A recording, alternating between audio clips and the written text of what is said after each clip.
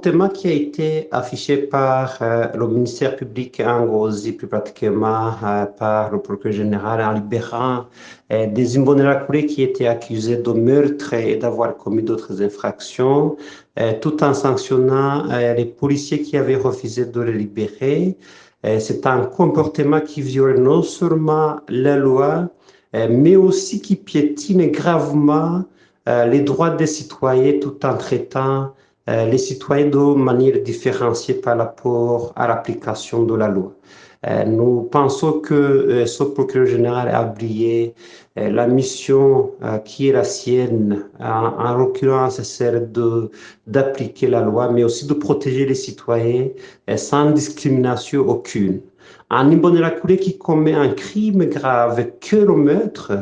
devrait être sanctionné sans état d'âme en application correcte de la loi, mais ce comportement qui différencie les citoyens selon leur appartenance politique,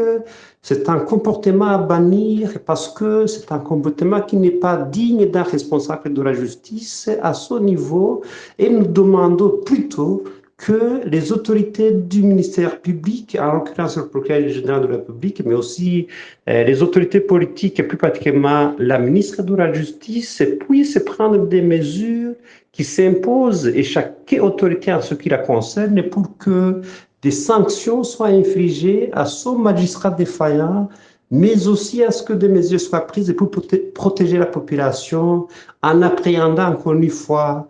ces présumés auteurs de ces crimes graves, tout en rétablissant dans leurs droits et dans leurs fonctions les policiers qui ont été injustement sanctionnés.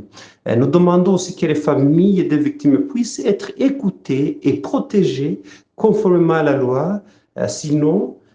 nous déplorons donc que la justice continue à être un outil de répression que le régime en place utilise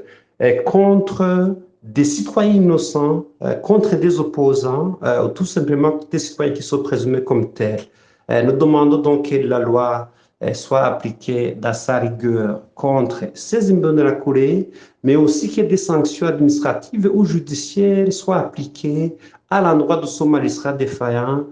qui a failli à sa mission, qui était celle de protéger la loi et d'appliquer la loi en sans distinction de catégories de la situation en fonction de leur appartenance politique.